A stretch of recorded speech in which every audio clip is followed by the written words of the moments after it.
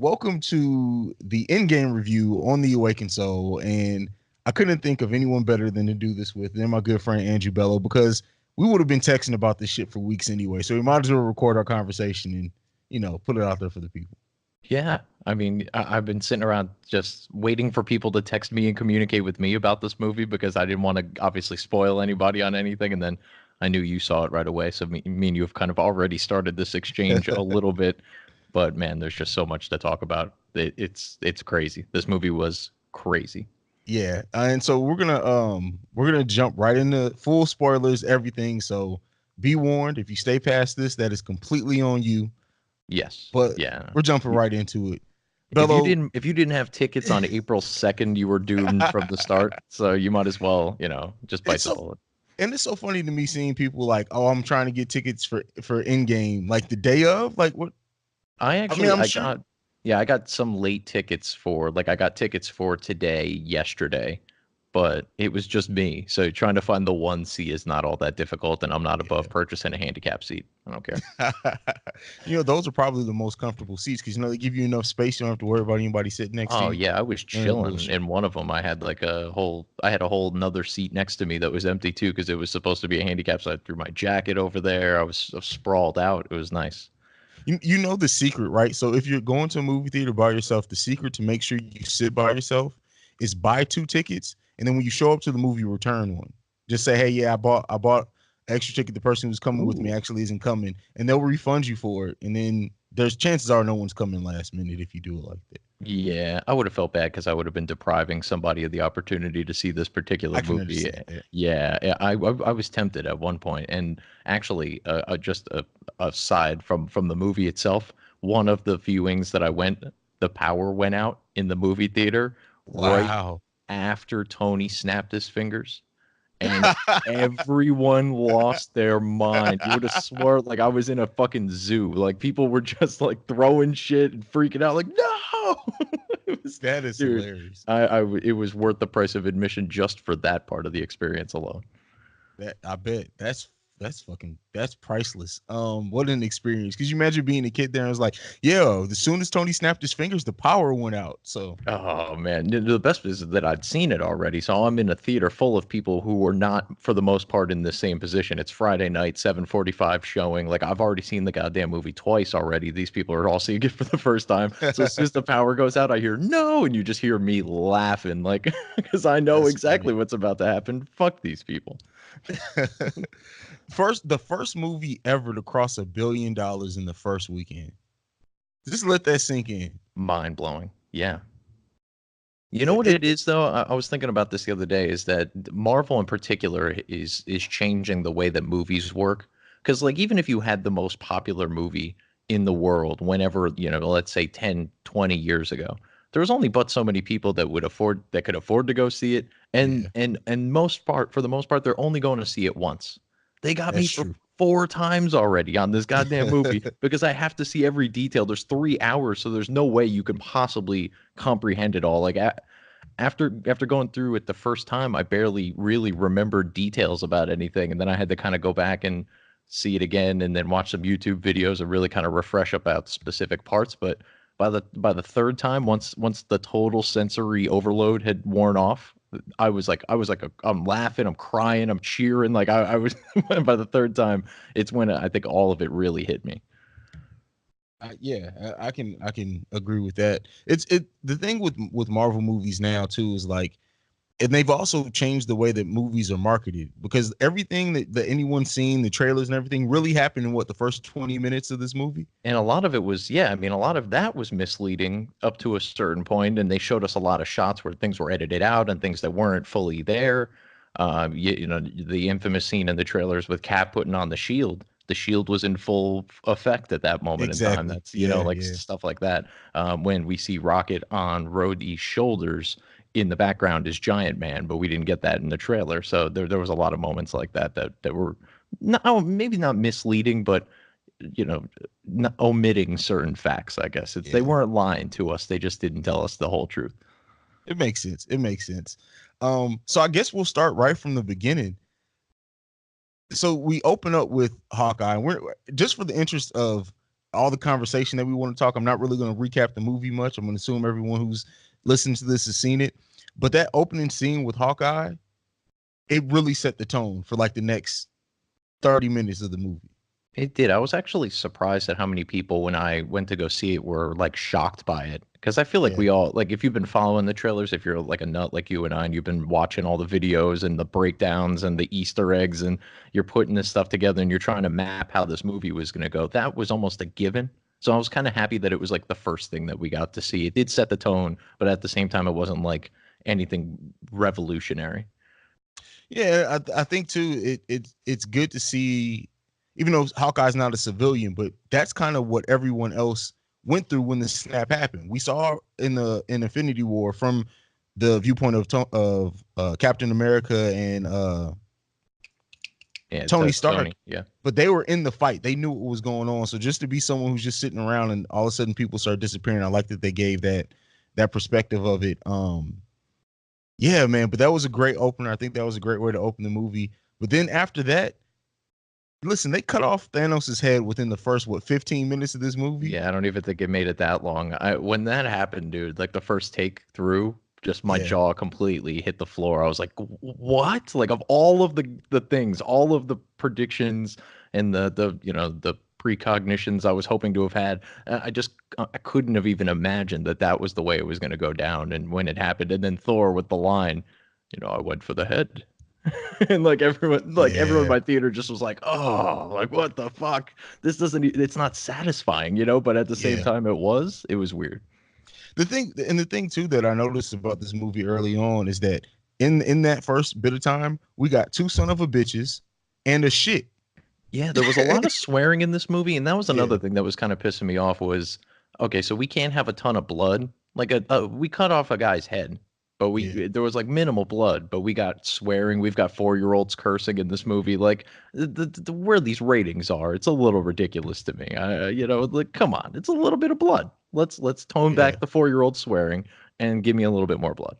And something I think that we got more, even though we didn't get much, we got more blood in this movie than I think any other Marvel movie. Because even when Hawkeye cut the guy's throat, they Hmm. show blood dripping. Like they usually steer away from that. Maybe this is their way of saying, hey, everyone who's worried about what we're gonna do with Deadpool, oh, you ain't seen shit yet. Yeah, I mean it's PG-13. It was always going to be PG-13. I feel like it could have very easily been an R-rated movie if they wanted to give us a little bit more on the violence end of things, but I'm not asking for blood and gore. I'm just saying like when you cut somebody's head off, give me the appropriate amount of blood. Yeah, I like That's that. Okay, yeah. fair enough. Fair enough. So with that opening, like we find out very early on, Thanos destroyed the Infinity Stones. Uh, Thor cut his damn head off. Captain Marvel kind of in and out of this movie. What did that do to change your expectations coming in? Because I at least thought 3 hour movie, the first hour is going to be the hunt for Thanos. They changed my mind on that very quickly. Yeah, I figured that they would hunt Thanos down and that they would find him pretty quickly, but that they would fail almost immediately. Like they would run into it. They went in shorthanded, like Bruce teases in the trailers and says in the movie, let's go after him. And then they find out even Captain Marvel's not enough. Now my God, we can have a whole show just about her involvement in this movie, and she was only in the movie like 20 minutes. Yeah, It really wasn't all that much material, but there was a lot of stuff I really liked with her, and then there was a lot of stuff I really didn't. But let's put a pin in that for a second. So as far as where the plot was at that point, I couldn't even fathom that. Thanos being so weak was a nice way of giving me a little bit of satisfaction on this. Is that he uses the stones to destroy the stones, and it damn near kills him. Now when they go to Titan 2, to the garden, whatever we're calling it, and they basically they kind of very quickly reenacted the first battle on Titan. They got everybody holding them down and all this sort of yeah. stuff, and it's effective and it's working, and it's like, whoa, okay. But then you start finding out why, and the fact that basically all hope is lost except for time travel, though. And we'll get into that kind of next. So with that whole opening, and like you said, we find out Thanos, we find out Captain Marvel. Like I like the way that they use. I like the fact that they didn't overdo it because of course she was such a powerhouse at the end of her movie. Everyone kind of guessed that she would be the key to all this, and she really wasn't. And I like it because they have she they have the whole next few phases to flesh her out more as a character. There's a lot to be told there. So I'm glad that they didn't overuse her because I really thought this was going to be like, all right, what's the point of a Captain Marvel 2? But I'm glad they didn't do that. Yeah, there were some moments. I mean, even and you got to give the Russos their credit. They're like they would be good bookers in a wrestling federation because they know their audience. They worked us pretty That's hard. true. All those people like myself who are like sort of anti Captain Marvel. What is the first thing she does when she interacts with Thanos? She just blasts him and knocks him backwards and puts him in a chokehold. And you're like, oh, really? Like this is how it's gonna go, huh? Like she's just gonna come flying in, 21st out of 22 movies in this pantheon and just come in and save the day. Oh, okay, so Thanos is really hurt. Like that's really what it Yeah. came down to. It wasn't so much that. But then when you get to the battle at the end, I don't want to jump too far ahead, but like the headbutt, I'm sorry. If Thanos with the gauntlet on can't headbutt you, there's nothing that can break this woman. Like she is beyond Superman. She would use Superman as a toothpick. Like this isn't even fair. She's so insanely overpowered. And there was a lot of other stuff with her, but I don't want to waste too much time on Carol. Fair enough. Fair enough. Fair enough. So the 5 year time jump, I expected a time jump. I like the way that they used it. I like how after the jump we come back and we kind of figure out where everyone is. The fact of Black Widow kind of running the Avengers was a bit weird to me. I didn't expect it, but I enjoyed it because Cap's off doing his thing. Tony's completely off, and we'll talk about Thor. Thor's my biggest issue in this movie. Okay, I'm gonna probably be there with you, but yeah, I liked Nat becoming Fury essentially, is that Yeah, she just took over where Fury left off. I thought so much of this movie was really just about the six Avengers and their reactions to all of this, and they all reacted in very drastic and very different ways. Nat was probably the least drastic in that she just picked up where Fury left off, but at the same time, she's always been somebody who's followed orders. She's never been necessarily the person to be giving them out to anybody. And now she's taken on that role because she's got, she lost this family that she had, and whatever is left of it, she really wants to hold on to. But um, yeah, with Tony, bitter ass Tony coming back, like just snapping, and I wanted to put a suit armor around the world, but no, you and your freedom, Cap, and he was really pissed. Even though I felt like we should have seen more of that when he got off the ship, because he gets off yeah. the ship and it's like, oh, hey, how you doing? And then they get inside and all of a sudden it's like, well, screw you, old man, I got nothing for you right now. And I was like, where was that? Well, why did? Well, I chalk that up to just it hasn't all set in what happened yet. I think that he was happy to see Pepper, just happy to get saved and kind of see everyone. And then while he's sitting there, while he's not really healed, but he's getting back healthy, he's like, you know what? No, fuck you. This is your fault. Right. Yeah. Yeah, So I guess so. And you know what? Not to again, I don't want to waste too much time on Carol, but I hated that she saved him. I hated it like with a fiery burning passion, not because of anything to do with her, but because I don't think anybody should be saving Tony Stark except for Tony Stark. Like this guy built a suit of armor out of a box of scraps in a cave and became what we know today. You cannot tell me he wouldn't have tinkered with that ship until his last fingers broke off and his last breath was taken. Like the fact that he's just sitting around leaving love letters and taking naps and eating, whatever it was. Although I did like that scene with him and Nebula because it was kind of a callback to him offering blueberries to Banner in the first yeah, Avengers. It was like the same sort of packaging for the food too. So there were so many of those kind of callbacks all throughout that whole that the whole movie. oh, that whole setting was the callback to the cave. Like them working together, everything almost beat for beat.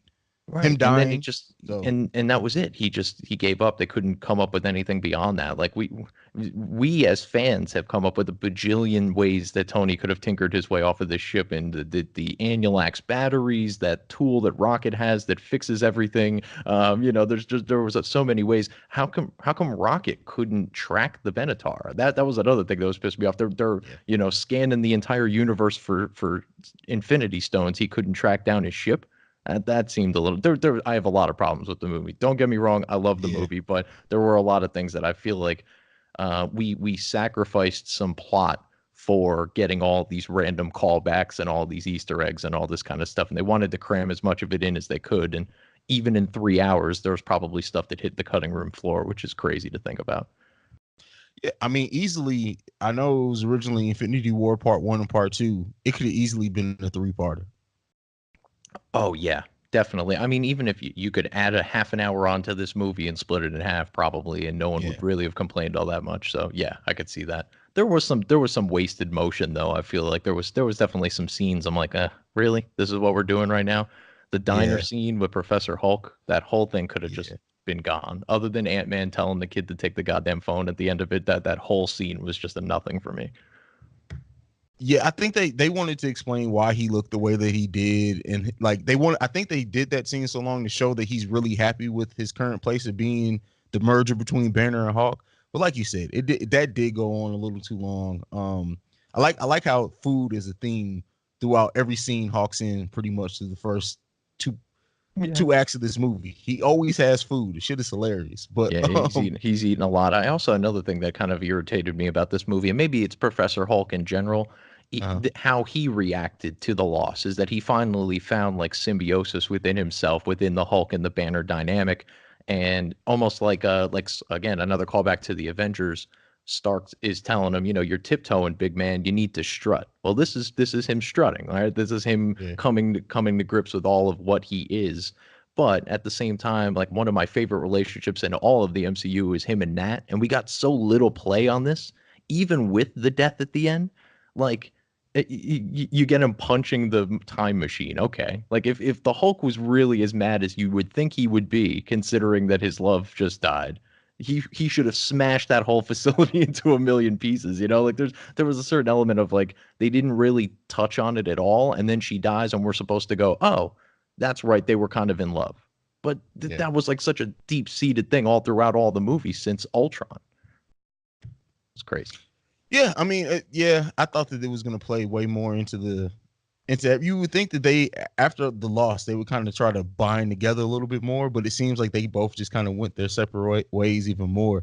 And I mean, outside of even in Infinity War, there was like that, hey, when he came back to Earth, and that was it. Like they played into that so much, and for it to not really be picked up, other than like you said, he punched the thing and he threw that chair into the ocean, to the river. That was it. That was it. Yeah, like that to me was not enough. And ultimately, I feel like the Hulk was a miss on this movie. All in all, there was a couple lines like with Baby Scott, and then Yeah. Cap's like, "It's baby," and he's like, "Yeah, but it's Scott," and he's like, "It's Scott as a baby," and he goes, "He'll grow." I cracked. I was dying. He's like, "Yeah, fuck it, he'll grow up. Like, don't worry about it. Eventually, we'll get our old Scott back. We just have to wait about 40 years." So that was kind of funny. But overall, we didn't get the rematch with Thanos. We didn't get to Yeah. see him, go toe to toe. Now he did snap the gauntlet, so we get the kind of the symbology, I guess, of the fact that they are of equal might. The fact that both of them can withstand the snap. But we don't ever get them, going toe to toe the way that we kind of wanted to coming out of that opening scene in Infinity War. Yeah. And another thing that I want to point out with the time jump, it kind of so I'm and this is just me piecing together. So now it makes sense to why they cut Thor's hair, why Black Widow had a different color hair in Infinity War. Like when you see everything that they kind of did to make it make sense, so they can show a passing of time. Because you would think they just Mm. randomly changed Black Widow's hair. Now you look at this movie, it's like, okay, she's grown the red back out. It shows a passage of time. It makes sense. Yeah, I always figured there was the reason for her cutting her hair was, coming out of Winter Soldier, basically. Like she was on the run. She killed all of her aliases. She was coming up with new ones, so she just changed her hair color to throw people off the scent.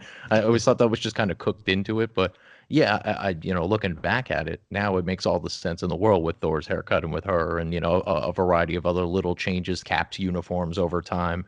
You Yeah, get to you get to see those moments and look back at them now. Now, when you have old Cap face and new Cap, the guy basically hasn't aged, but you could still tell the difference between the two.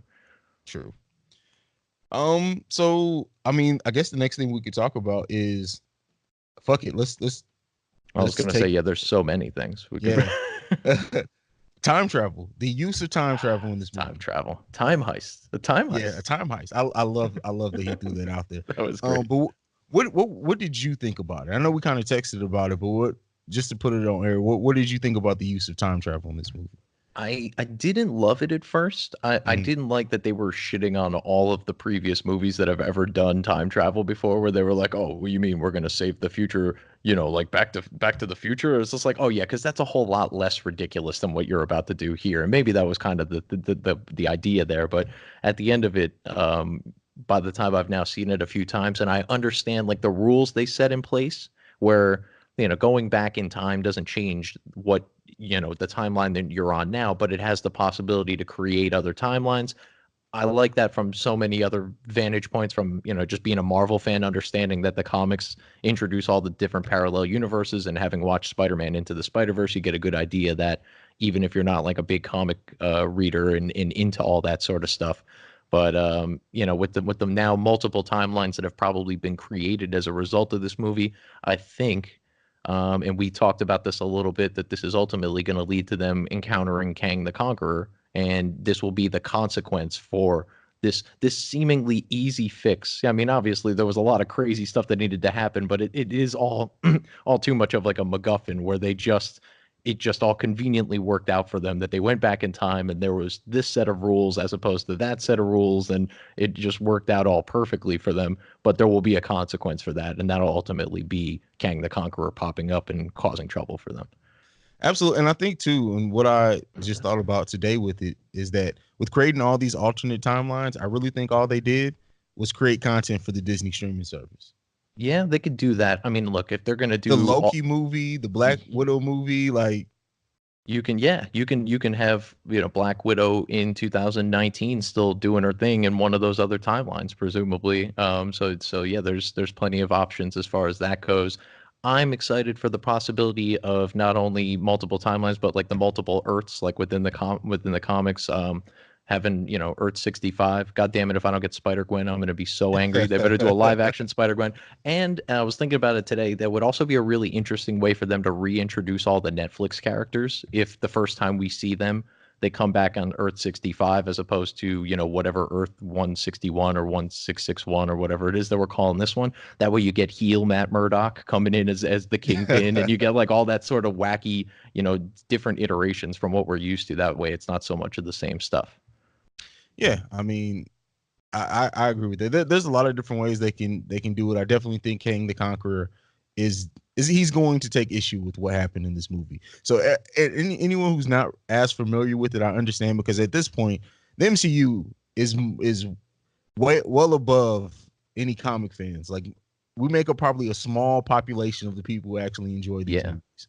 So for anyone who has the issue with the time traveling, just wait for it, because I guarantee you Right. Kang's going to be involved. If he's not like an overarching villain for maybe the next few phases, I definitely think at least a phase is going to be Kang trying to fix these alternate and divergent timelines. Yeah, I think that's probably going to be their layover the next 5 years. It was, if you just think about how Feige and the Russos and James Gunn and all these guys have, how they've operated for a long time, is they kind of section it all out. They're booking very, very far ahead. So they needed something when they were planning Phase 4 that was going to give them enough time to write Phase 5, which is going to involve the Fantastic Four and the X-Men and all that sort of stuff. So what big villain can we come up with that's not necessarily super closely tied to all of those characters?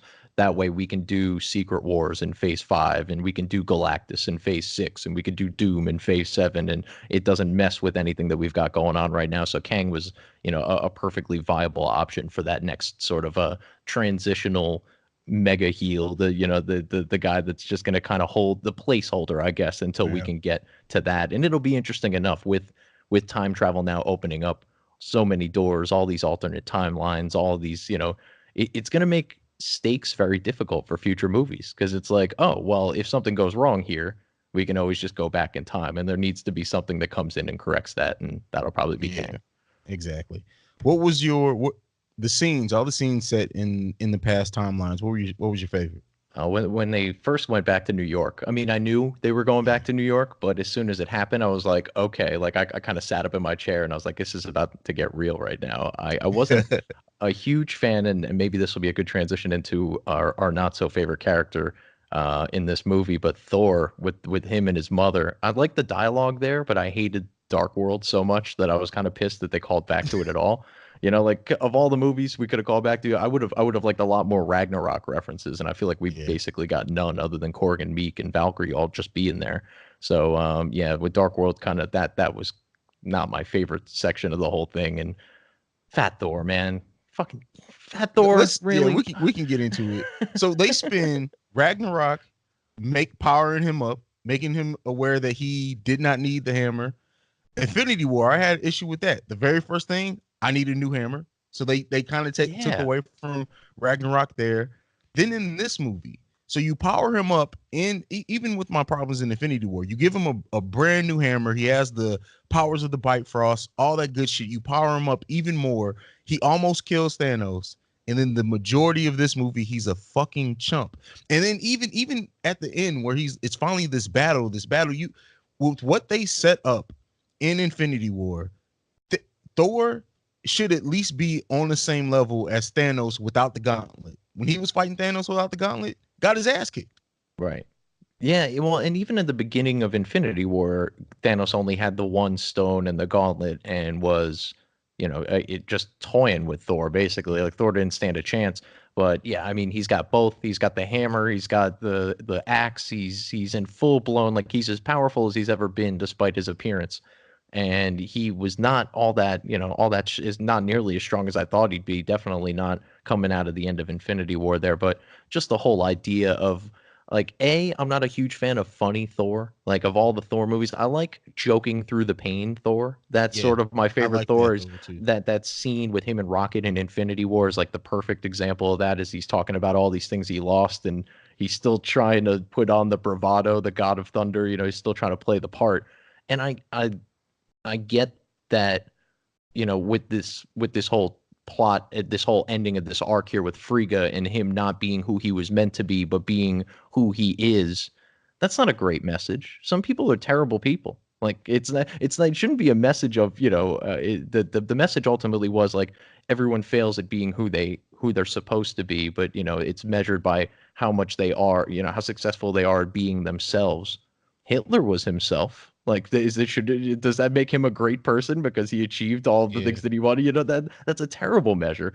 And he coming out of Ragnarok, he finally sits on the throne. He's finally the king that he was always meant to be, and he would have been perfectly fine at it had this whole Thanos event not happened. And then at the end of this movie, he's fixed it all. But instead of taking the throne, he wants to go right off with Rocket and Groot. Like, I don't fully understand. I think a part of him wants to be around Quill because it makes him feel more important than he act. It makes him feel like the God of Thunder because Quill is so constantly having this inferiority factor going on around him.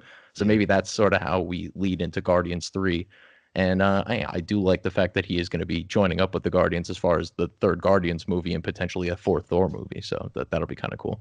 Yeah, and I think that the tone of Ragnarok was very similar to the tones of Guardians of the Galaxy, so that all kind of makes sense. And as we know, Marvel does not do anything by chance. So there's a story reason for why Thor has to be with the Guardians of the Galaxy, and I can't wait to see what that is. Yeah. I mean, with Guardians 3, I don't want to get too far ahead, but obviously I think we all know Adam Warlock's coming, and Thor would be somebody who can at least be on that level initially to present a threat when Warlock comes for them because he's coming because who is it, the shiny golden people, what are their But names? and that's the thing. At this point, that was five. It took them 5 years to hatch Adam Warlock. Mm-hmm. It's been Yeah. five, and that's something I guess we'll talk about once we get to the end because the fact that they stayed in that 5 years timeline at the end of this, because I thought, of course, they say by the time Tony says, don't change anything that happened in the last 5 years, just bring everybody back to this time. I figured that's what they were going to do. But coming into this movie, I figured if there was a time jump, we'd be reset back by the end of it. So that's an interesting storytelling perspective. But we'll get into that. I know we talked about Thor. One Oh, thing that I do want actually, to talk about. I Go wanted ahead. to jump into the 5 year snapback people. So Okay. think about the person who was like let's say they were chronically ill, they were dying a painful death, and they got snapped away. Now they're coming back and they got to encounter all that all over again. Or even worse, the person who got snapped away and then in 5 years' time their wife moved on.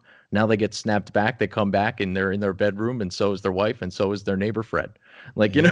like the consequences of people coming back after 5 years, all because Tony needed to have his kid That's really what it came down to, and no one Yeah. questioned it at any point. It was like, oh yeah, okay, just because Tony needs to have his daughter, and we're dads, I get it, but no one was like, hey Tony, let's think about the greater good here. Let's just go back 5 years and before all this happened, and preserve life for billions upon billions of people. And that's the thing too. Is like so like with like what's the new Far From Home coming out, the new Spider-Man Yeah, movie. now that He's takes place in clearly in high school. 2023. How does that Yeah, work? all How of does his that friends work? got snapped conveniently. All of them. Exactly. So you guys and then they can just enroll in the same school and it's just like, you know what? It's all good. It Yeah, doesn't make any sense. it's going to be drastic changes to people's paperwork. Like your driver's license is now going to have like your date of birth and like whether or not you were snapped so that people can do the math. Damn, I didn't even think about that. But yeah, we'll talk more about that because there's my mind was blown with a couple of things. But so back to the time travel, the way that I like the way that they use it to explain questions that us as fans have been having. So, like for example, with the Ancient One, us seeing her kill aliens during the Battle of New York, it made sense because I sure was thinking during Doctor Strange, okay, where were these people at when aliens invaded? She Hmm. was kicking alien ass. We just didn't see it. It makes sense that, and they've made this Marvel universe an actual living world. Just because you don't see someone in the movie doesn't mean that they weren't still living in that world. Robert Redford's character, the fact that he was there after the Battle of New York makes sense because he was technically running Shield. Hmm. It all made sense, and it was while there are some issues that people have with the time traveling itself. I like the way they use it to explain things with characters that we didn't meet till later movies. Yeah, that did make a lot of sense. I didn't even actually put all that together with the Ancient One. I mean, I figured once Scarlett Johansson, I always call her Scarlet Witch. It's the one of the Scarlets, the Black Widow. When she put together that all three of the stones or three of the six stones were all in New York at the same time, I was like, oh yeah. I thought it was something I've been talking about for a bajillion times on my show over on Next Level and just in general MCU conversations. And it just when she said it, it was like, oh, okay, so that is something that they actually thought about. They put that all together. That's not a coincidence. And now here it is, with them going back that far. There was some really cool stuff that was answered that way. Plus, I mean, with the time travel thing, that scene with Scott and Cassie, like, oh man, that one Yeah. that one gets me now every time. Like every time I see it, I'm like, oh, like that's got to be such a weird feeling, especially for Scott, who's somebody that was in prison and couldn't watch her grow up for a period of time, and then he's out and he finally gets to see her growing, and then he's now in the quantum realm and missed another 5 years of her life. This time he didn't actually do anything wrong. He was trying to do something good, and that's just got to be devastating for him. So that whole thing was crazy. And RIP 10-year-old Cassie in the MCU, because she was awesome. Like she was so great through those two movies. It's going to be sort of a bummer not to have her here. Well, and the thing too is that Feige mentioned during Ant-Man and the Wasp how it was important for them to show that Cassie was inspired by her father at a young age. This bastard has had this all planned out. Like Hmm. I don't like he's known what he's doing because now that she's older, it's very possible that we will see another Ant-Man movie where it's not just Janet Van Dyne and Scott. That now Cassie's going to be in on the heist as well. Yeah, I'm already thinking like towards Ant-Man 3, which will probably not be for a while. It's not projected for any time in the foreseeable future, but it'll definitely be Cassie joining the gang and probably, Hank and Janet going in some way, shape, or form because Michael Douglas and Michelle Pfeiffer aren't going to stick around forever. So that'll create an interesting plot element as you have them dying and Cassie kind of joining the team and that sort of stuff. But with the time travel, getting back to that, that was another sort of thing. Not only did they go with time travel and they kind of created their own rules in terms of time travel, and they may have even violated those, but Tony Stark figures out time travel like on a whim in 30 seconds, just chilling in his kitchen. Now, Tony's as smart as they come. He's the smartest person in the universe by a significant margin, but that was nuts. Like the fact that he just happened to stumble upon time travel. They don't really But show us much of them building the machine. Like the ultimate tinkerer, we see very little tinkering from him. We just see like a finished bracelet and a half finished time machine. And yeah, it was but I like, mean that's part of the course for Tony. Like think about it. He figured out how to fix extremists mhm. in Iron Man 3 extremely fast. He figured out how to build Ultron and Vision in the same movie relatively quickly, how to fix that. Like he always kind of just puts it together. I guess he always does. And even like in Iron Man 2 with him synthesizing a brand new element, but that was all based Yeah, off of years and years and years of that's work from true. his father. It just he just happened to stumble upon it and was smart enough to figure it all out. But I would have liked to have seen him like at least building the suit or coming up with like a brainstorming session for what he's going to throw into this suit, because we saw Mark 50 in Infinity War. This is Mark 85. So I'm led to believe, short maybe the rescue suit for Pepper, that he's made 35 new suits during the course of this movie. I'd like to see what he was doing to test them, why he did certain things.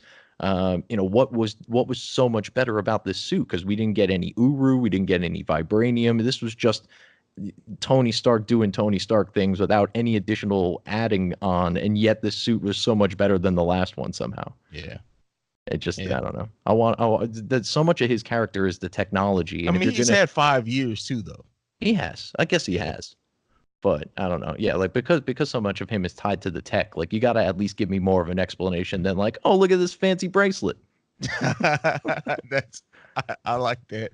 At least coming up with him like how he decided on fitting it in a bracelet. Like it literally, we saw him figure it out, and then he had this fancy device. So I can agree with you there. Oh, you know what? And maybe even if it was a reference to, maybe it's even a crazier callback to the Door of the Explorer watch from Iron Man 3 with Harley's sister. He gave him a digital Yeah, watch, and it looked like that would have been really funny if they could have tied that in somehow. that's funny. We got to. I guess the next thing we talk about, the Soul Stone. Again, the Soul Stone has delivered some of the most heartbreaking moments in this fucking franchise. Um, so another, they go back in time. They go to the same planet that Thanos did, of course. And you would think that they were Shield agents. I expected them to like know more about the Red Skull, Right? They didn't. because They they had kind of no just idea. saw him, was like, oh, okay. Which is brings another thing, because at the end of this movie, Cap has to go back and put all the stones back. So he had to go back and give it back to the Red Skull.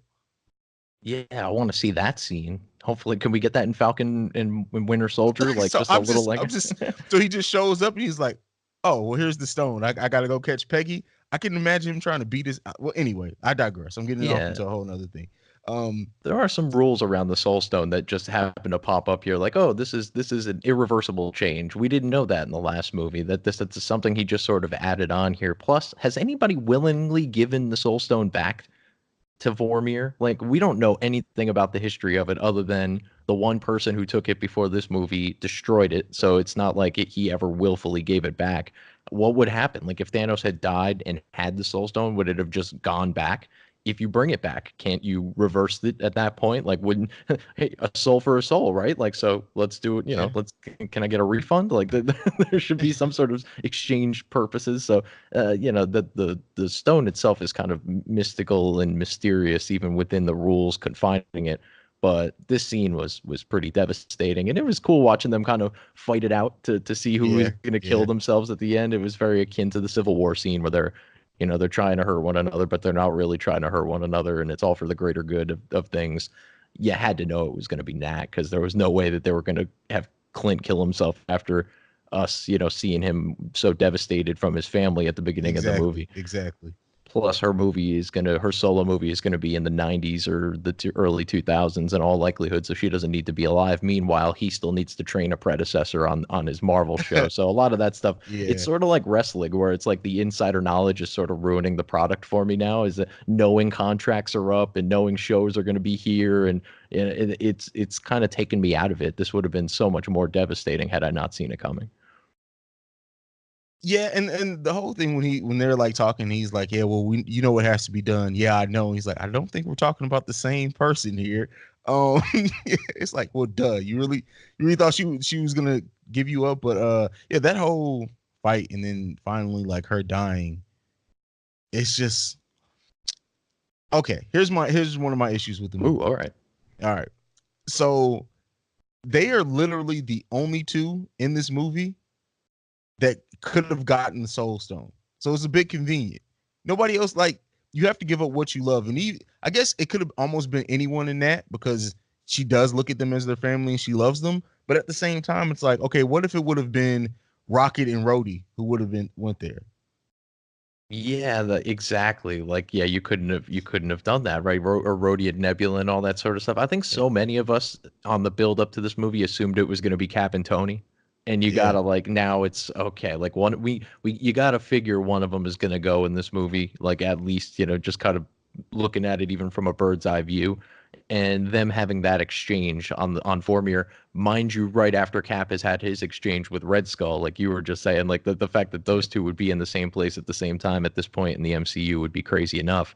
Then you got Tony, maybe they were still sort of bumping heads up into this point, and then you have one of them sacrificing for the other, and the fact that the Soul Stone is there, simplifies that they still love one another in that weird sort of man crush way that they have with one another. But so that was kind of surprising that it didn't end up being those two, or Nat and Bruce could have just as easily Oh, been, yeah, I didn't think something about that. Yeah. that would have been an interesting pairing as well, and that could have been kind of akin to that scene from Age of Ultron where she kisses him and pushes him off the cliff. It could have been the other way around maybe this time, and you would have had the same end result. But it, it wasn't as nearly as heartbreaking as it was with Gamora last year. I feel like, but it was an interesting spin on it, and I think they landed with the emotion there. Black Widow will be missed. She's been around for a long ass time. Iron Man 2, she Yeah. made her appearance. Yeah, and I think too is that she in that in unless it was going to be Tony or Cap, she's really the one that would have got the most reaction out of the viewers, people who actually watch all these movies, because she's shit, she's had to be in like the most movies outside of like a Tony. I'm Yeah, trying to I think think so. because she was in Iron Man 2, she was in all the Avenger movies, she was in Civil War, Winter Winter Soldier. Soldier. Yeah, Yeah. seven, at least seven. Plus, yeah, So yeah. She's just been, and her character development's been so cool.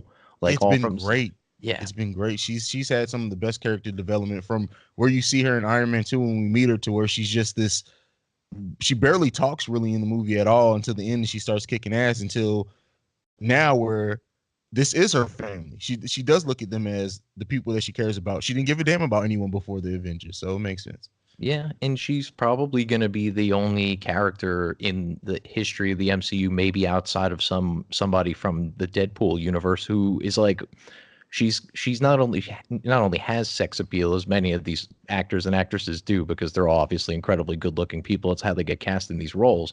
But like part of her character was her sex appeal. Is that like the spying aspect, the fact that she was able to use her feminine wiles to pretty much get whatever she wanted from whoever Yeah. she wanted. We're never going to see that in the MCU moving forward. Not the direction that the MCU is going on a more social and political front. So in that way alone, it's like she'll forever be unique. Yeah. Um but yeah, so Black Widow gone. Anything left in the past scenes you want to talk about, cuz there's a lot that we can get into from it. No, not so much in the past scenes. Yeah, there's definitely more stuff as we get into this fight scene that we're gonna have to break down a little bit. With the ending fight scene or Well, another one? oh, actually, the past scene, the scene with Cap in the elevator. That one we can't skip Oh, past that yes. one. That one Yes. was Okay. So fantastic. Go ahead. it was a perfect thing to pick up on the beat because literally it's the same exact scene from Winter Soldier. He walks in there, he looks around, and I don't know if he was like, you know what, I don't have time to fight these bastards, because he could have just took them out in the elevator like he did before. The Hell Hydra moment as a comic book. Have you read that comic book? No, but I'm well aware of the controversy surrounding Cap as a Hydra agent. Yeah. Yeah, so there was this whole thing of Cap in the comic book where he's been an undercover Hydra agent this whole time, and so to just see him say "Hell Hydra," it was both funny and it was cool to see because we may never see Cap again. Yeah, I took it so much as and it carries over into the fight with between the two Caps, is that like Yeah, this Captain America is a lot less brash and a lot more, wily, I guess. He's doing more of the fighting between his ears. He's more of a strategist. He talks his way out of that elevator as opposed to fighting his way out of it like he easily could have, like you said. And then even when he's fighting himself, the younger version of him has him in a chokehold, and he starts talking about Bucky, and all of a sudden he lets yeah, go. So he was able to kind of outsmart and outmaneuver everybody mentally, and that's sort of the direction of Cap from the first movie where he was more of a soldier to the second movie where he was more of a spy to now he's more of just kind of a little bit of both and so much more. So yeah, and that was kind of a cool addition to his arc. yeah, yeah. That was a great scene, and then also we get Loki taking the Tesseract and getting the fuck up out of Dodge. I love how that scene plays out because that's very much low key as they've set him up. Like he takes it, he's gone. No grandiose thing, nothing. I'm out of here. Peace. Yep. Oh yeah, I was cracking up when that happened because it's just like, obviously this puts a little bit of a monkey wrench in the whole situation that they're trying to do here, but it's so low key and it's so like MCU, and so many people have made the joke. It's like, oh, he transferred himself over to the Disney streaming service. Like that was it. He just went into that wormhole, and now he's gone forever. We won't see him in the movies ever again. And I like that he, at least survives somewhere. It's not in this timeline necessarily, but he's out there doing his thing. And I'm really looking forward to that show. Loki's, one of those awesome, really funny, well-rounded characters. And yeah, I think that show is gonna literally be him time hopping all over. Yeah. Well, not time hopping, but yeah, dimension hopping, whatever you want to call it. Like now that he has the space stone, we could just be on the wacky adventures of Loki. Yeah, it's just gonna. Well, supposedly it is gonna be a time travel show. I don't know how that factors in with the space stone at all, but supposedly he's gonna be going through history and popping up in different points in time. So we'll see like Loki in the First World War. We'll see Loki, like in Vietnam. We'll see Loki like when the dinosaurs got hit by a comet. Who knows? It'll be maybe he was the one who threw it. Maybe that comet is now called Wakanda. Who knows? That's funny. All right, man. Let's move on. So once they get all these stones back, Hulk doing the snap. Yeah. And again, okay, again, this goes back to my hate on Thor. So they just turned Thor into the fucking Big Lebowski, and they made several jokes like the. I'm Eat a so pissed off salad, about. cheese whiz in his veins. Like, yeah. I was not happy with this, and I laughed so hard when he's like, "But I'm the strongest Avenger, so this falls on me." It's like he still thinks he's the strongest Avenger, even though he is. With the exception of Captain What's Her Face, but this whole thing with the Big Lebowski, or I like to call him late day Jim Morrison Thor, where he's just like he's just out of it. He's fallen asleep in the chair. He's got his Al Bundy thing going on. He's got his hand tucked in his pants. It was just this is not the God of Thunder I know and love. Not by the closest bit. and We then got and the we got thing so is, much of him in that first 3 minutes though. Like the yeah. chop Thanos' head off Thor. That's my Thor. And I could see him being depressed, but handling it this way, no. Like the way that I would envision Thor before this movie is that yeah, he would have got sad, he would have been down on himself, but I would have seen him as handling that by wanting to fight any, like almost what they did with Ronan, almost that being Thor, but going through the galaxies, just kicking everybody's ass. Yeah, that's exactly how I would have pictured him. Is it's like, okay, I couldn't beat Thanos when it mattered. Let's make sure that no one else who's even close to that level ever gets to that level again. I'm just gonna go around and Minority Report, like just destroy anybody and every, possible threat to the galaxy. Like that's exactly what I would have thought he would have been doing too, instead of playing Fortnite with Meek and Korg. It's like they not only reduced him to like, a big fat slob, but he's like sitting around, he's gaming, he's like yelling at guys on his, headset, like, like this is the worst kind of Thor. This is mother's basement Thor. This is terrible. Yeah, that was terrible. And like I said, he became one of my favorites after Ragnarok. I've always enjoyed Yeah. Thor, but Ragnarok was the perfect. Anyway, enough. I digress because I could stay on that for another hour. But Hawk being the one to do the snap. Did you think that he was going to be the one to do it to bring everyone back? I kind of figured well, when I first saw the glove, I was like, well, no way. Like even there was people in my theater that were like, oh, isn't the glove too small? Like, how's he gonna get it on? Like you can hear people kind of whispering that, but it made the most sense. Like as far as beings that were able to withstand it. Now, this would have been a nice, not that I would have been a huge fan, but considering the way that the movie broke out with having three snaps, essentially the one dud snap from Thanos and then Tony and Hulk, this would have been a good time for Carol to show up and use all that power that she's got, right? Like, I mean, Yeah. she shows up conveniently at the beginning to get all the glory with the head chopping off, and shows up conveniently at the end to get all the glory. But here in the middle, when we could have used this incredibly powerful being that apparently can get a headbutt from a mad titan without doing anything about it, she's just nowhere to be found. No one thinks to communicate with her. Like, where That's was what I'm she? saying too. Like she's basically an Infinity Stone. Right. It's like you're So gonna have her you don't think shred to call it? Thanos' ship. Yeah. That was another Uh, thing that pissed me off too. Is she's talking about like, oh, you might not hear from me for a while because I might not make the monthly meeting. It's like you had a beeper with with Fury that could span galaxies. You're talking to Okoye, who's from Wakanda, who have technology that literally has limitless communications. They say the word limitless in Black Panther, so there's no way that she couldn't have just had an earbud that they could have communicated with her at any time. Yeah. I agree Sorry. with you. No, This is you're this is fine. this You're is the fine. this is the flaw of putting so much on a character, and it's not explicitly because she's a woman. It's more because that she's getting all this because she's a woman that kind of irritates me. But the fact that they have all this power and then she's nowhere to be found when we need somebody who has all this power conveniently, eh, that's all I'm saying. Come on, Russos, do better. Yeah. You know what? And it I might not even be the Russos. It's This not. I is don't think it's their fault. And she no. doesn't even interact with, like, even at the end, at the very end of the movie. I know we're kind of jumping all around, but we gave you guys a spoiler warning. We're just having a conversation. Matter of fact, we probably try to make this a little too neat of a conversation anyway. Mhm. But um, at the end with her, when she's the only Avenger standing, like they go to her last, right? Like at Tony's funeral, and she's just standing in the Yeah. middle. After what they said, and this is what shows that they did film this before Captain Marvel, because I don't know if they realized how great that relationship between her and Nick Fury was going to play out in that movie. Because in my mind, you haven't seen Nick Fury in God, what, Been 20, a 30 while. years? Yeah, Yeah. plus like, and so you see him, I would just expect those two to be standing arm in arm, but you have Captain Marvel just standing in the middle by herself. I get it, she's the badass. I get maybe that they're going to make her the focal point going forward, but at the same time, like, pay respect to the story that you gave us before. They didn't with her. Like, she really kind of stand. This is She stands out in this as one of the only ones who didn't keep the same character that they had in their own solo movie. Yeah, she was very different than from that different movie, and that's the different directors, right? You got like the Captain Marvel crew.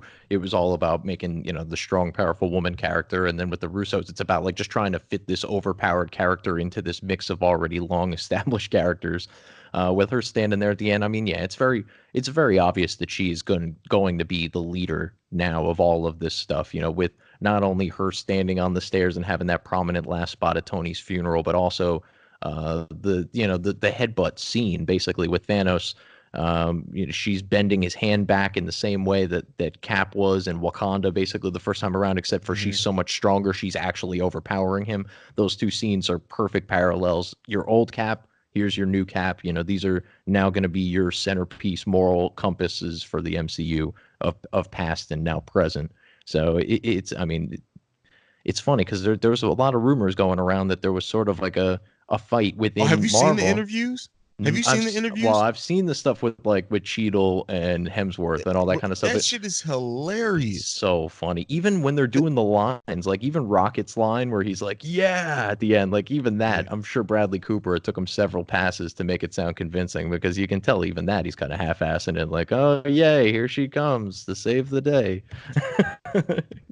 Yeah, man. But And I don't know if it's like some resentment because, like, everyone else has been around for so long, and now she's just coming in and she's just basically getting handed something that all these other characters built up in the MCU. They're just serving it up to her on a silver platter. yeah, it's She's the almost yeah. Roman Reigns of the MCU. She is. They're pushing her down our throats, and some of us are going to push back negatively against the whole thing. But even, yeah, I mean, there's definitely the stuff within the actors that the interview with her and Jeremy Renner is particularly hilarious, where they're asking her about all of her activism, and he's just like, "Yeah, I don't think that's my job." It was the best part. But even within the writers' room, there supposedly was a lot of controversy as to how much she should be involved here. Some people wanted her in Infinity War. Some people didn't want her in either of these movies. And then that's where we kind of came on this compromise where she would show up in the second of the two movies. And then I guess even within that there was an argument as to how much of a role she should play because this is so much a culmination of multiple phases of the universe that she was barely a part of. So for her to play as big of a role, like I get you got to pass the torch, but at the same time, I thought they handled it decently well overall, knowing that I was going to be biased one way or a certain way regardless. But Yeah. there were definitely some things about her character that kind of irritated me. But like I said, they kind of played on it where you got Rocket making fun of her, and you got that first scene like I talked about before, where she comes in all strong, and then we find out it's not necessarily that she's that strong; it's that Thanos is in a weakened state.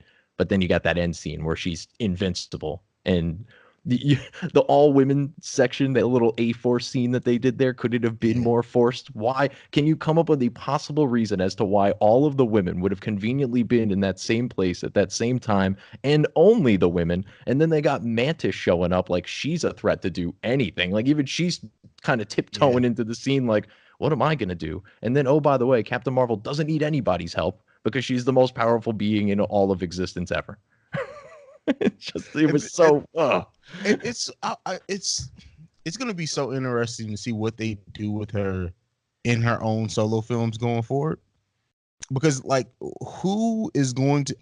Even me, I'm a huge comic fan. I'm struggling outside of like Galactus or the Silver Surfer. Who are you gonna get who can really go toe to toe with Captain Marvel? Yeah, I mean, I guess It it's would gonna happen.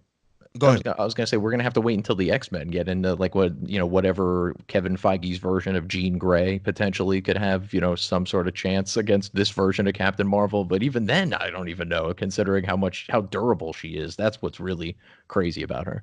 Yeah, and while I like Thor ending up with the Guardians, I would have almost preferred Captain Marvel to end up with the Guardians and her fight Adam Warlock. Yeah, that would have been interesting. And then you could, I mean, there could have been a lot of also kind of just funny little interactions with her and the whole team, her and Rocket going back and forth. Maybe a scenario where Gamora is a little jealous of having another woman around, some sort of storyline along those lines. But yeah, I think Thor is, when they're not making him a punchline, can stand on his own so much. I'm not really looking forward to Captain Marvel's next movie, although rumor is that it's probably going to feature the birth of Miss Marvel, who I have a lot of interest in seeing how they That is portray. a great character, Kamala Khan. Mhm. You're gonna look. I think most people would love that character. And that she's an Inhuman though, which we know how the Inhumans Right. went. So that's gonna be interesting. I think they're going with the Eternals versus instead of the Inhumans, which maybe they can make her Eternal. They That they would have be they have yeah, they have routes to go that way. One thing you just mentioned Gamora. So that's one thing we didn't talk about the past. The past versions of Nebula and Gamora and Oh just yeah. the whole way that the intertangled Wi-Fi. So basically Nebula from past Yeah. and future, they share a Bluetooth connection. Yeah, it was like when you put an Alexa next to a Google Play, they'll like talk to one another sometimes. Yeah. That's what happened. I I just know. shook my head. Like that was one of the most. And again, one thing I never want to do is get on here and just act like it's the perfect movie. I enjoyed it for the most part, but it had some very bad problems. Like that's the best way you can come up with getting past Thanos involved in this was intergalactic Bluetooth. Right. And when Nebula left Thanos and went off on her own, she didn't think to like deconnect herself from that network. She definitely wasn't on that network when she was on Earth at any point in time. So like, well, what exactly is the range on this thing? I guess it just, yeah, that was sort of awkward. And then just the idea of Nebula killing her past self, that creates another timeline now where there's a 2014 that Thanos and Nebula are both dead, and Gamora's gone because she jumped to 2019. So what does that mean for the future of the Guardians in that particular universe? I guess they never form. Well, and that's that. Well, no, because they go back and take the stones to right before they took it, so that maybe means that no, but it will still play out differently. You're right because Nebula and Gamora are gone. Right. But And Ronan wouldn't have been going after the stone because Thanos wouldn't have told him to. And well, he had already sent Ronan on the stone. So when they pick up in the movie, that very first scene, Thanos mentions he had just came back from talking. He was talking about Ronan in okay. that first movie, but that opens up another interesting thing: is that maybe Ronan is now the most powerful being in that timeline. That would be interesting. Yeah. Well, at least until other beings show up that might not be there. Exactly. But yeah, absolutely. That would be very interesting to see if Ronan, considering how little of a part he played in Captain Marvel, I think a lot of us were expecting him to play a slightly larger role just by the fact that he was a reoccurring character that we weren't quite expecting. And then he really didn't do much at all, like, other than drop the big feminism line. Um, so now you've got maybe a universe where he is every bit as powerful as he was at the end of Guardians 1 before he lost the stone, basically. That'd be pretty crazy. Yeah, No it's interesting. Xandarians in that timeline. That and then also in that timeline, there's now if Ego finds Peter Quill, the only reason Peter Quill snapped out of it was because of Gamora. So now Right. maybe they just I could go down a Yeah, rabbit he's hole of just a all the human possibilities. battery and Ego is Yeah, taking over that entire. There you go. Ego's the most powerful person in there that you go. timeline. Yeah. Wow. Uh, Uh There's too much. The There's rap too much Marvel There's too much. universe. Yeah, there's way too much. I don't even know where we were in the original timeline at this point.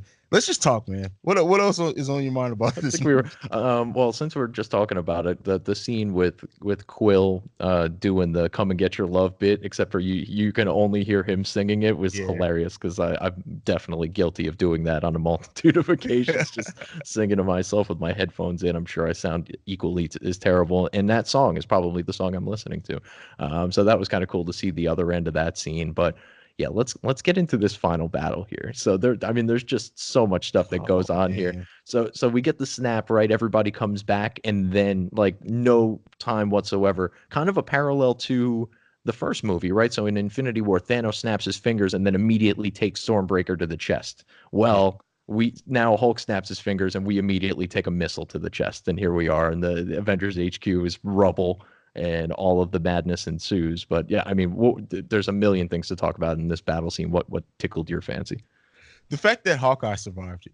Like of all the shit The that fact went that he down, survived it. Yeah. a normal human in a building that got shot up by missiles just gets up and is like, "Oh, I'm like he no broken bones, nothing dislocated, no rubble fell on him. Like he's just Fighting off and 9 Outriders carrying a giant glove. exactly." And then just poor little Rocket is caught into this thing, screaming for his like that was the first time we saw Rocket actually scared too. Like, I can't breathe. No, Right. it was good. It was funny. But yeah, Yeah, Hawkeye, man. Hawkeye gotta be the luckiest son of a bitch ever. that was pretty amazing. And Black Panther remembered his name, right? Because that whole scene in Civil War, he's like, I'm Clinton. He didn't care. Well, he cared this time around. He remembered his name. He grabbed the gauntlet from him. That was a cool little sequence there. I feel like the Black Order kind of was almost is worse than they were in Infinity War. Like they were powered down super God much in Infinity damn. War. This was even worse. This was Yeah. like Maz like looking at Thanos like, well, what do we do? He's like, like Thanos shouldn't have been like, dude, you're a fucking wizard. Like, do whatever you want to do. It was terrible. Yeah, like, and we didn't even see Proxima Midnight. Like, as far as the battle No, scene, I don't think. Like, we saw her when they all came down, but like, she was a badass in the first movie. Like, the Black Order has been one of the most wasted villains. Like, because what they should have done with the Black Order, now looking back, and of course, hindsight is 2020.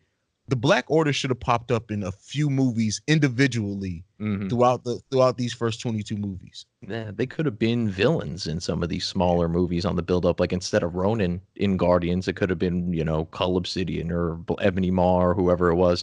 I did love, since we're on the subject of them, is that Spidey saved Tony from Cull Obsidian again in this movie because he Yeah. saved them in the park in Infinity War, and then he pulled them back for Giant Man to step on him. So that little callback was cool. And watching Korg and Drax fighting Cull Obsidian at the same time was also pretty funny. Yeah. Yeah. Drax in the comics, and I know me and you, I think I've talked to you about this before. Drax in the comics, his whole purpose was to kill Thanos. His body was built Mhm. and he was resurrected to kill Thanos. I just really thought he was gonna have more of a role to play in either one of these movies. But I guess if they would have cast it, because originally they wanted to cast Jason Momoa as Drax, but he turned them Oh, down. wow. If they would have casted him, I think Drax would have been obviously completely different across all these movies. And I think it would add Yeah, a bigger role to play.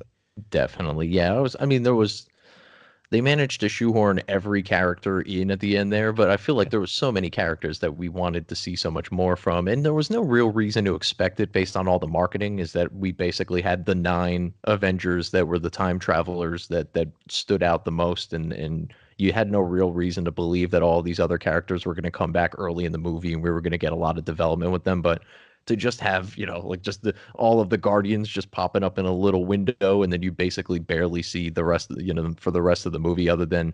Rocket dives on Groot, Quill, meets Gamora again, Nebula kills Nebula, but it was like kind of in flashes, and there were so many characters like that. Like the Wakandans had very little play throughout the movie as well. Obviously, they just kind of popped in at the end Yeah. there, as so many did. But yeah, there was a lot of guys like I was really wishing to see more out of, but I don't know how much more. I mean, I don't need a 4-hour movie, so I guess there's certain things that they did need to trim down a little. Gwyneth Paltrow finally suiting up. Well, she got semi-suited up in Iron Man 3, but to see her actually out there fighting with Tony, I And loved kicking seeing her as ass Mo. too. She was, Yeah, she appeared to have full control of that suit, like she's been training for the last 5 years. yeah. And I think too that this is probably her last. I think she's even said this was her last movie. It makes sense now because now with Tony being gone, I mean, what role does Pepper really have to play? I don't know if maybe she pops in. Maybe she's going to be funding the Avengers going forward because now she has access to the Stark fortune. Um, Yeah, but I mean, she's got to raise Morgan, right? Morgan's going to play yeah, a role in this somewhere down the line, and maybe they could just is recast an she? older Pepper. Is she? Because they showed old boy from all grown up from Iron That's Man true. 3. Well, he can hold the mantle until she's Yeah, old enough, basically. And yeah, I mean, even you get that end scene, right? It wasn't really a scene, but you get that sound effect at the end of the movie with the three yeah, bangs of the hammer. Um, yeah, it could very well be somebody picking up where he left off. It could be either of those two eventually. It could be, like they're doing in the comics with Riri Williams. They can have Ironheart kind of pick up from there. I don't know how or why, where they would introduce her into all of this, but I'm sure they could do that if they wanted to in the next couple of movies. But yeah, I think Morgan Stark is going to play a role. I honestly don't think Robert Downey Jr. is done with the MCU. I think he's going to be popping in and out as like a Jarvis type character for the rest of the time. that's been the rumor, and that would make sense, especially if Morgan takes over like as an Iron Man type character. Like he built and Jarvis. Like we talked about Jarvis. Like Jarvis is the first Marvel TV character to finally show up in a movie. Yeah, that's right. Old OG Jarvis was there with Howard Stark. That was funny. I forgot about Yeah, that almost because I didn't really watch all that much of Agent Carter. I got a couple episodes in and was like, yeah, I could do it, without it it. got it got much better, especially season 2. But yeah, it started off slow as shit. But so it would make sense, just like he modeled his first AI after Jarvis, someone who probably had a real big hand in raising him, for her to do the same thing. Yeah, or even Peter. Peter will eventually get older in the MCU and will probably be some sort of Stark-esque, super genius. And he can have his own AI be Tony because that's going to be a big part of Far From Home is him dealing with the loss of Tony and who is essentially his now second father figure. We can Yeah, assume he's lost considering Uncle Ben was never really a part of the MCU, but now we get to kind of see that play out in a different way. yeah.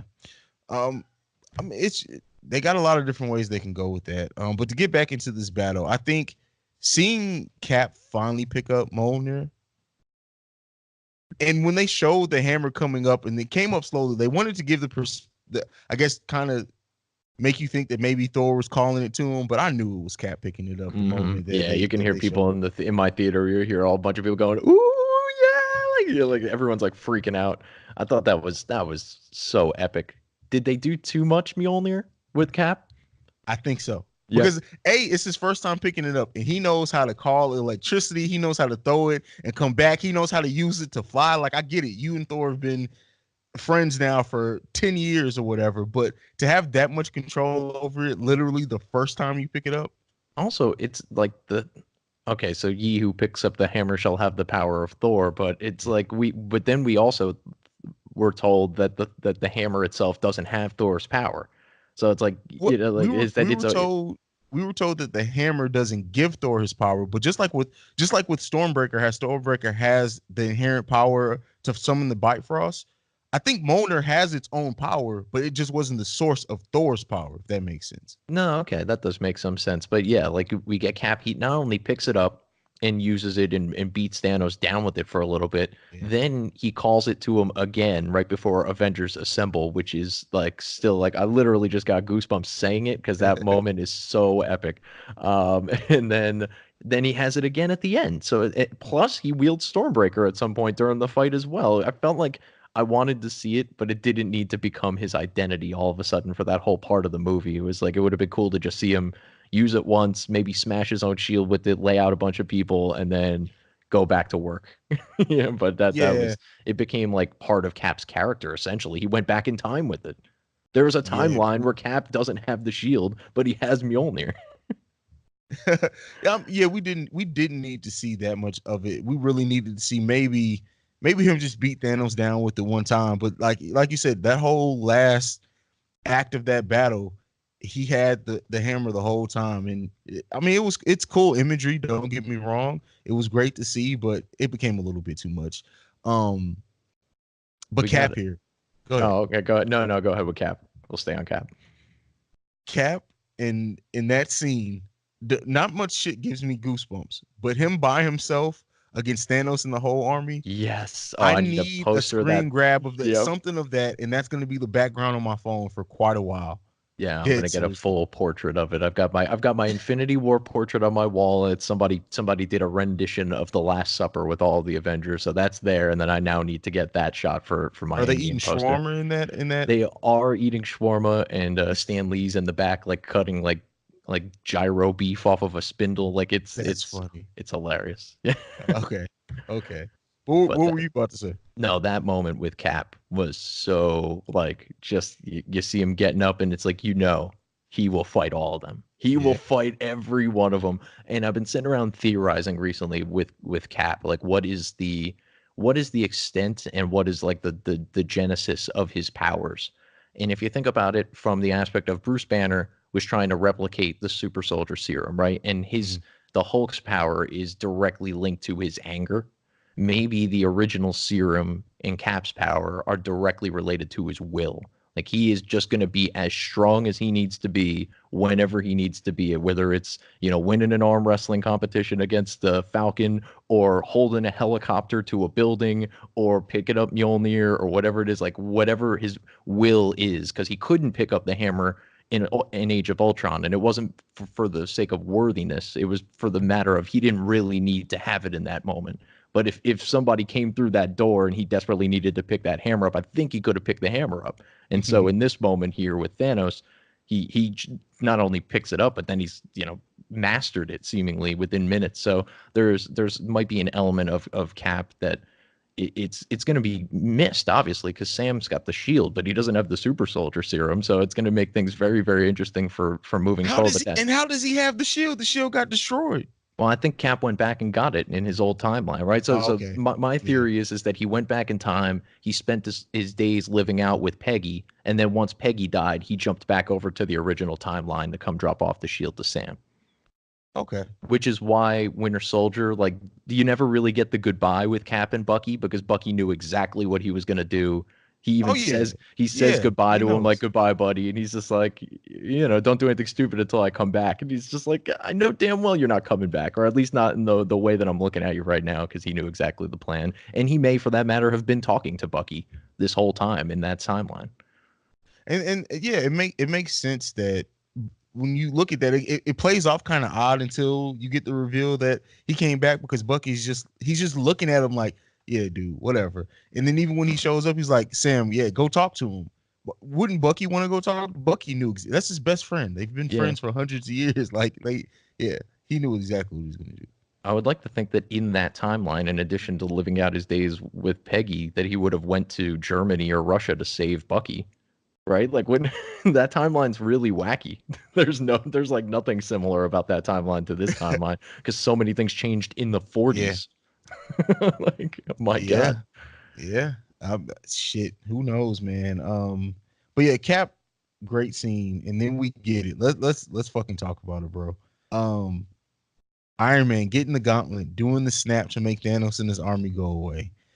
First of all, Thanos sitting down, like realizing he got defeated before he finally went away, I think was great to his character because it's like the one thing that he just knew was, and he says it throughout multiple times in the movie, it's my destiny, it's inevitable. It's for him to realize, like, oh shit, like they beat me. Yeah. It Nothing was is inevitable. yeah, yeah, it was funny. But Tony dying. I'm not, but yeah. It was funny because the death itself, I felt like it happened. I don't want to say it happened too quick, but like the Uh-huh. emotional rush of him snapping his fingers. Like there was people in my arena, like in my arena in the theater that I was in, they were all like clapping still, and then you get him sitting down. So it was like you get such a high, and then it dropped. The bottom just dropped out, where it was almost like I didn't fully feel the effects of it right away, but where it really hit me. And this is such a beautiful, beautiful moment. This was so well orchestrated. This is like meta beyond meta. Is when Morgan is sitting with Happy at the funeral and says she Yeah. wants a cheeseburger. Dude, I lost it. Like I was like, holy shit. And that's such a great moment too, because it's Happy, who's like as OG MCU as anybody. He's been around since the first movie. He He was the he director of the first he Iron Man. was he was Yeah. in it. He was the director. He started this whole thing. Even Robert Downey Jr. has said as much. and he, understands the significance of Morgan wanting a cheeseburger, and Morgan, representing all the people who might now be new or newer to the MCU, doesn't get it. But it has so much meaning if you've known this whole time. Like, he comes back from the cave. What's he want? He wants a cheeseburger. And she, oh man, dude, I lost it on that one because that was when it really set home. It was like, damn, like he's gone. He's left this imprint on the world, and his legacy is her now. And just all of it was just so crazy. This guy has been spending the last 11 years of his life leading up to that exact moment, and he pulled through and saved us all. Yeah, I mean, and it made sense. Like what we've been on since what the first Avengers movie, or even in Iron Man, is getting to the point of Tony caring about more than himself. He Right. was selfish. Iron Man, you won't make the sacrifice play when Cap said that to him, and when it all is said and done, he put it all on the line. He gave up his life to save everything else. Yeah, and I thought it was really interesting was how it all happened at the end too, with him grabbing the gauntlet and the nanotech basically taking all the stones. Yeah. So it all really works its way back to Nebula with the crossover thing, right? So Thanos watched all of Nebula's footage and knows everything that happened from back on Titan, back in Wakanda. Like he knows everything that Nebula saw from the events of Infinity War, right? And what did they keep trying to do? They kept trying to keep him from closing his hand. So he comes across Captain Marvel, and she's bending his hand back, and he realizes, may have even forethought that this might happen again, and rips one of the stones out of the gauntlet and bashes her with it. And Yeah. then Tony, not only figures out time travel, but he also figures out that you don't need to get the whole glove off of his finger, off of his hand. You just need to get the stones. And it was like, so this masterful, coming up with time travel was almost, it was secondary. It was irrelevant unless he came up with that bit of information. And that's why right after the stone is ripped out of the glove, that's when Strange points over to him. One, like that's it. That's your moment. Absorb what just happened here and use it to save us all. And then of course he did, which was just crazy. And then like, hey, him and Peter getting that chance to embrace, Dude, great. that But was another one. yeah, but then them being, if you, they're on the exact opposite ends of what they were in at the end of Infinity War. Mm-hmm. Like Tony sitting up exactly how Peter was sitting up propped against that rock. They, the Russos are just great fucking directors, man. Like at this Yeah. point, they need to do every end of phase movie, whether it be in Avengers, whether it be new, whatever the end of phase movies are now with the team ups. That's all. Call them in, let them do that shit. Yeah, for sure. And they'll be back when they do Secret Wars. They'll definitely be back if they're not back well before then. But that look on Tony's face when he sees Peter, all of this complete chaos going on around him, and he sees Peter, and like his life just like everything stops. It might as well have just been a total freeze frame around them. And Peter's just doing his rant. He's just like, and he did the thing with the sparkles, and everyone just like, I mean, that moment was so cool and so meaningful. And you see how much he loves Morgan, and he said to Cap, like, "This is my second chance." Peter was his first, in a lot of ways. Really, Harley was, I guess, for a short stint They in just Iron forgot Man all One. about him They into the really end of did. this movie. He's just fatherly, right? Like, there's a Yeah. paternal thing about him because he didn't have his dad around all the time that he Oh, wants to we make didn't talk sure. about that. The Yeah, scene that's he another had thing. with his dad, but go ahead. No, let's roll into that. Go ahead. So yeah, him just having the scene, and it really comes to everything that he realized kind of in Iron Man 2.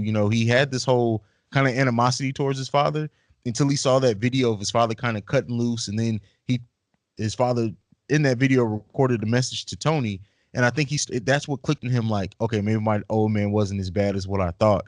And then getting to see this other side of it when he sees his dad anxious for Tony to be born and talking about, I would give him any, there's already nothing I wouldn't do for him. And Tony now has a child too, and he's talking about his granddaughter. He doesn't even Hmm. know it. Like it's just a great moment to see, and it's something that you wouldn't get if they didn't use the time travel. And I think they used it correctly as far as to tell their story. Yeah, I thought that was really cool, and how he knew too. Like he was talking to Cap about trying to figure out when Pym and Stark were in the same place at the same time, and he knew it was just around the time that he was born, right? So Yeah, that was like vaguely how he figured it out, and he went back to around that time. That was really cool, and the exchange with just the two of them and him, like you said, like just kind of talking to his dad about basically getting to relive the whole moment from Civil War that he spent millions upon billions of dollars to recreate with the barf technology. He got to actually do it. And he perfectly wraps up the segment there by saying, no amount of money ever bought a second of time. With all of the fancy cars and all the crazy stuff that Tony's ever had in his life, like that moment was the most significant moment of his life, because he got to go back and talk to his dad, who has been haunting him in some respect his whole life. yeah, Crazy. yeah, crazy. Tony dying, man. That shit got me. Ugh. We kind of already talked about it too, but Cap, like, so of all the Avengers that died, and so Vision's gone for sure. We lost Tony, we lost Cap, we lost Nat, all permanently gone in these films now. I didn't expect. I guess Nat makes sense, but what do you think about like that generation? That those of the first Vision wasn't in the first six, but those three of the first six being gone now and off the playing field. What do you think about that? Yeah, it's a big blow, and especially when you start to think about who's filling the voids. Like, all right, so Cap, right? Captain Marvel's essentially going to kind of fill that void and run point and be the general for the Avengers, I guess, moving forward in a lot of ways. Plus, working hand in hand with Fury. But who replaces Tony? Like, not that anyone can replace him, but who kind of fills that void as far as the technology goes? I think, maybe not necessarily T'Challa specifically, but Wakanda as a whole fills that Shuri. void. Shuri, Yeah. potentially, yeah, definitely. You can see her, getting a little bit more advanced tech and being more involved with sort of the action and as time rolls on. But yeah, then I guess, I mean, to me, Strange kind of fills the void of Thor in that you have kind of science and magic kind of coming into one with Strange having being a doctor and now being a wizard. So he kind of carries on that next level. But are they ever going to feel as big and as important and as spot on as those first big three? With well, now we have Lebowski Thor, so I don't even know that he counts anymore. But Cap and Tony, and particularly, so perfectly cast, so well done, so well developed. It's a high bar. Like, it's a really high bar for all these guys to come in and try and take over. And God help whoever should get cast as the X-Men or the Fantastic Four, because they're never going to be able to live up to those expectations. Like, they're going to be just criticized to death online for every little thing, because Tony and Cap were perfect. Like, can you Yeah. imagine anybody else playing these roles? I mean, I get maybe there's a chance old man Cap is just gonna be sitting in Avengers Tower now, just running shit, running point. That would be interesting if they end up, well, if they end up doing like a Civil War II. I can see, old man Cap, president of the blue world, over a battle world over in the blue or something along those lines. But that's way down the line, and I don't know that they'll ever actually get to that as far as the story goes. And Tony's not even around, so that's sort of unfortunate if they ever wanted to do that.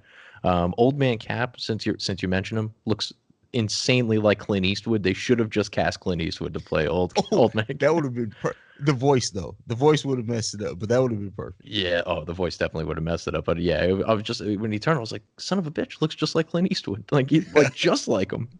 Yeah, It's crazy. yeah. That man, I mean, anything. I know we. I want to talk a little bit. I know we're running long, and this is going to be two-parter for anyone who's Oh my listening. God, But have we been talking for an hour and a half? Jesus Christ. yeah, but what else, man? What else you got? Rhodes and Carol, they had that little moment there. That's something that I've been like kind of hoping for in the back of my mind because of the Civil War II storyline, is that you Okay. build a little bit of a relationship between Rhodes and Carol there, and she did, kind of specifically look at him and say good luck. So there must be something going on in that 5-year period where the two of them have some sort of connection. Hopefully, we get to build on that.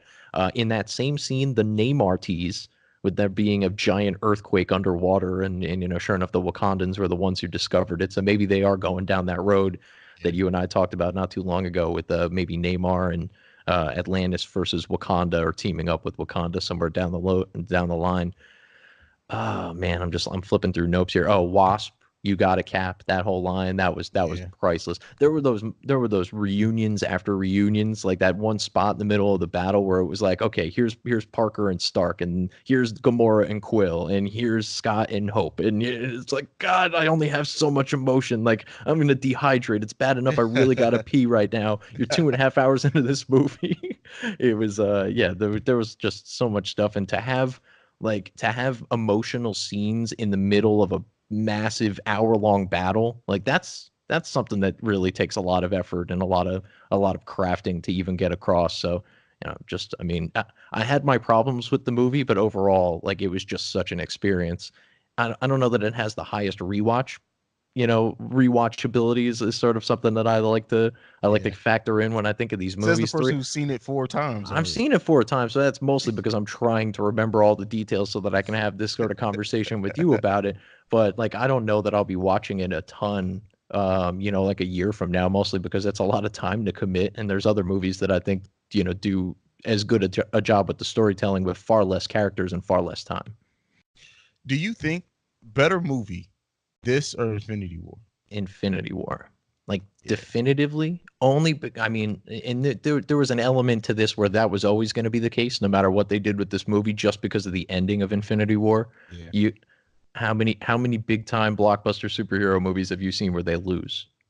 Yeah. None. Like, the reaction at the end with the snap and the fact that it's not immediately resolved and we're left at a cliffhanger for a year, in and of itself, it's going to be so hard to replicate that. Now, do I think that's like the greatest of the MCU movies? No, there's still a couple I think are above that, but as far as this versus that, Infinity War is always going to have the nod, because, like, the ending to this one is sort of hokey and kind of thrown together and super cliche, and the good I'm, guys win and yada yada yada. and the thing is too, I think Infinity War is a better movie. I think this works better if you look at it as a series finale to a TV show. How you Yes. kind of get the greatest, like, for, I know it kept going, but like, I'm a huge Supernatural fan, and season 5 was initially supposed to be the end of that, and it was like the perfect ending to the 4 seasons that came before. They did 10 more seasons after that, but that was originally supposed to be the finale. But that's how I kind of look at this. This works great as someone, for anyone who's been invested in all these different storylines and all these different movies for all these years. It works great as that, but Infinity Wars is definitely a better movie to me. Yeah. This was more meaningful, and I mentioned, and I said it earlier, is that I think with this movie they came up with how they wanted to end it, and then just filled everything else in. Yeah, there's definitely an element of that, and as spectacular as the ending was there, and Sam coming over the radio on your left, great Yeah. callback to the best movie that they still have ever made, in my opinion, which is Winter Soldier. But um, that whole thing was sort of cheesy, right? It was sort of How would he have lazy. known they were coming on his left? Yeah, I mean, well, how did he just magically synced back up with Sam? I mean, I know Nebula were on the same Wi-Fi on Morag, but I mean, just still, like, the fact that he just randomly was tapped into his communications after all this chaos that's going on. I'm sure they've switched out comms devices a few times, considering a completely different swath of Avengers have been working together in different teams for the last two movies. So yeah, that was sort of, I don't know, but like I said, I mean, just all the portals opening up, and here comes everybody all at once. Like, oh yeah, like, look at us, we're all just kind of showing up conveniently at the perfect moment in time, where where Thor and Iron Man are down, and Cap's about to take on a bajillion beings all by himself, and just by virtue of the fact that it was so kind of cliche and almost lazy, I guess, at the end. But I don't know how else you would have done it. Maybe Yeah. more people kind of adding on over time. They did the snap, maybe, a couple people show up and then a couple more people show up, but no, everyone just shows up at once. One thing to go back, I know we mentioned how he did the snap and then they got bombarded with missiles. I like how when he did the snap, it wasn't like everyone automatically appeared. You kind of had to pick up on the fact that it worked, like the birds showing up when there had been no birds at all, because he Hmm. did knock out all living life, not just humans. So the bird showing up, then Hawkeye getting that phone call from his wife. I like how they did that, but yeah, the ending, I I get it. It was emotional. Right. After Tony snapped, just imagine if they would have ended it after Tony snapping him dying, like him and Gwyneth there. That's how it just would have went out. Wow.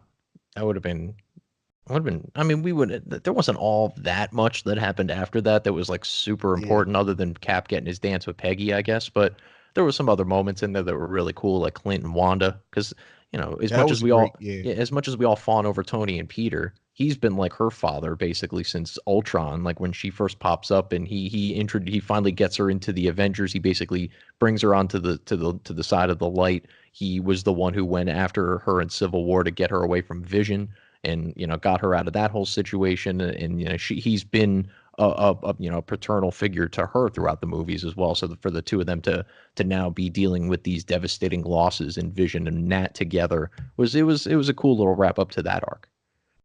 yeah, yeah. And I think too. We'll get into speculation in the future because I have something to speculate with that. But yeah, the scene picking up where everyone kind of where they are reset and where they're sitting at. I did enjoy that. I really can't wait to see what they do with Wanda. I just and you'll know that when we get into it later. But Hawkeye, you got to think he's going back into retirement, especially after this. He's done too. Thor's off with the Guardians. Yeah, well, the rumors. I mean, well, you said we didn't want to jump ahead, but as far as the rumors go for what they're doing on the streaming service, particularly with Hawkeye and Wanda, and even the Hulk is rumored Yeah, potentially to be getting a series. It looks very much like they're going to be kind of breeding that next. At least two of the three of them are going to be kind of breeding the next generation of those particular characters um, with Hawkeye training his daughter, presumably, or Kate Bishop, or however they want to do that, and then ultimately Hulk potentially, mentoring a Hulkling or a She-Hulk or something along those lines to move that character forward another generation. So yeah, it'll be interesting to see where Wanda fits into all of that. Well, in Vision potentially coming back, if at all. and that depends because how are you caught up on the House of M storyline? No. So Wanda basically at one point in the comics, She's like, yeah, she's Magneto's daughter in the comics, right? Isn't that yeah, yeah, okay? but she's so powerful that she utters the words "No more mutants," and all the mutants disappear. Whoa. That's how powerful she is. So imagine if they do something similar and just her being able to wills Vision back into existence. I think that's where they're gonna go with that. Oh, That maybe having a reverse effect that it brings all the mutants yeah, into it. Yeah, I like that. There's going to be a lot of ways for them to introduce them. I want to say it would be tied to the snaps in some way, but I feel like by the time we see the X-Men, that'll be so far, like that'll be so yeah, long ago almost. So it'll be interesting. So maybe, yeah, maybe they do work it through with Wanda. Although while I feel like we are going to get some interesting tie-ins from the series on the Disney streaming service, like I want something like that to be in a movie. Like something that's going to give me the big hint for the X-Men spawning into this universe. I really hope that's not on like season 2, episode 6 of Wanda and Vision. yeah. That's funny. Um, I mean, anything else you got left? Activate insta kill. That was it. That's it. I'm done with that. That's that, that was that was great. such a everyone in the Yeah, theater popped for that one. I yeah, really did appreciate that one. And that was a really cool callback. Other than that, I mean, no, the rest of the Community cast got their showing in here. We got Senior yeah, Chang and Shirley popped in. The Russos like to put all the Community guys in these movies. So that was kind of cool. And the Joe Russo did his little yeah. Joe cameo, Russo, as well as Jim Starlin was in that scene as well. Stan So Lee. Stanley's Yeah. cameo was pretty cool, a little 420 friendly. So who can't appreciate that? Yeah, I mean, so where do we see it going? What's next, man? Five and that's what I mentioned earlier. So it's so funny that they leave this in the 5 years in the future storyline because I mean, it leaves a lot of storytelling aspects. It leaves like you can because a lot of even though everyone's back, a lot of these characters can still be dealing with the trauma of losing everyone. Oh, for sure. And just the So complications of now having a group of people that were born in 1987 that are 5 years younger than everyone else who was born. Like that there's yeah, going to be societal ramifications all across the board. The couples that were together and then their significant other moved on and like all that sort of stuff is going to you would think that would affect so many people. And honestly, even with the 50% of all life lost on Earth, I feel like there should have been significantly more life lost. Like even if Thanos killed 50% of everybody, you got to think like there's two pilots in a plane. There's 25% chance that both of them go. Now that plane Yeah. is just flying without a pilot. Like we saw the helicopter crash, and we should be talking at least 75% of the population gone just by a ripple effect alone. Well, To the that point and of, then even the 50% that came back, like if you were on an airplane, because they said everyone came back exactly where they were. If you were on an airplane when the and you snap weren't happened and you snapped. disappeared, you came back in the middle of the fucking sky. Yeah, you know, like all those people that weren't snapped that died. Now, did they come Yeah. back? Did they come back? Also So we Tony just can have lost his all kid, the and people on the plane. also Tony can have his kid and then die 20 minutes later. Like, we really, we Yeah. we really didn't think this one through. That was not no forethought. We're just, yeah, all right, Tony, you figured out time travel. We'll do whatever you want. But yeah, so like where it's okay. So with the Avengers as a team, and even I think Feige has said maybe we don't see any of these guys again for a while. Like of course we still see the Guardians. We'll see Thor with the Guardians, but people like Rhodey, people like Clint. I don't think we see Clint very much anymore. The Hawk. What did they do with the Hawk? The Hawk is now permanently stuck the way he is. So Theoretically. yeah, theoretically, I guess. Well, the Hulk, there was two sort of tie-ins. So the Hulk could now potentially appear in Doctor Strange too, as he has a little bit of history with the Ancient One. Like they Okay. can use that tie-in to have him pop in, because we know he's not going to get a solo movie regardless. So he's going to show up in another movie. Now in his crippled state, like the brilliant mind of Bruce Banner could find a home in Wakanda. Like that wouldn't be a terrible place for him to go hang out and work around with some tech and do some stuff over there. So maybe, and he's also familiar with there. He fought there in the end battle of Infinity War. So it's not like they don't know who he is. So that those could be two places we could see him pop up. But yeah, I think like as far as like the next couple of years, I mean, we're looking at Eternals, we're looking at Shang-Chi, Black Panther 2, Black Widow, which is going to be a prequel from way back potentially. Black Panther 2, Doctor Strange 2, Guardians 3, which probably isn't going to be for another 3 years. This second Spider-Man movie that's coming up, and presumably a Captain Marvel too. So it's going to be interesting to see. Like, I mean, the next 3 or 4 years, we don't have another Avengers movie coming easily, not for Yeah. another 5 or 6, probably right before the X-Men show up. Like, that'll be the last. We'll cap off the fourth phase, and then the Fantastic Four and the X-Men will start getting introduced in Phase 5. So Yeah. yeah, it might be a So while before we see some of these core characters again, and definitely all together. yeah, and Feige has said that they have a plan, but they're not announcing anything to after this movie release. So I don't know if we'll see something. I don't know when. Even when they announced Phase 3, they kind of just randomly called a conference and just announced all these movies in Infinity War. So they can really do whatever the hell they want to do. Of course, they're going to probably let this breathe, but you would think that we'll start seeing signs by the time. When does Homecoming come out? Homecoming comes out in, I think it's July, Or like Far early From Home? Yeah. July, but there's a Comic-Con like 2 weeks after Spider-Man drops, and that's going to Okay. be probably when they drop everything, and that'll be like, like they've traditionally done the big board of here's the next timeline for the next, 5 years or whatever Mhm. it is. But there's going to be some serious names missing from that list now, and maybe Thor is just sort of part of the Guardians now, so he might not even be getting a fourth movie. Would Thor 4 even be Thor 4, or would it be Valkyrie 1? Like, what? How does that work? Does Tessa Thompson get her own movie? And by all means, yeah, awesome. Of all of the Yeah. gender bending that goes on in the MCU, I've got no qualms with Tessa Thompson whatsoever. She could do whatever she wants. She's great and everything. So that I don't know, man. It's going to be very interesting to see how they how they shape. If there is a big threat that's going to overlap the next 4 5 years of the MCU, who's it going to be, and how are you going to tie Strange and Panther and Shang-Chi and the Eternals and all this sort of stuff together? It seems like very, very disconnected.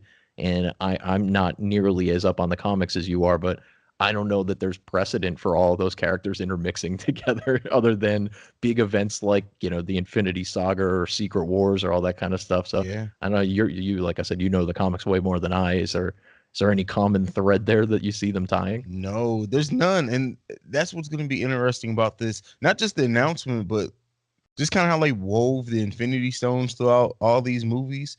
There's like there's nothing that I can see or think of right now that would keep a story connected other than like Galactus or Doctor Doom but they're not going to get into that quite yet. So Right. this next phase 4, and Feige's already said that it won't traditionally be the way that we think of phases anymore. They kind of move away from that.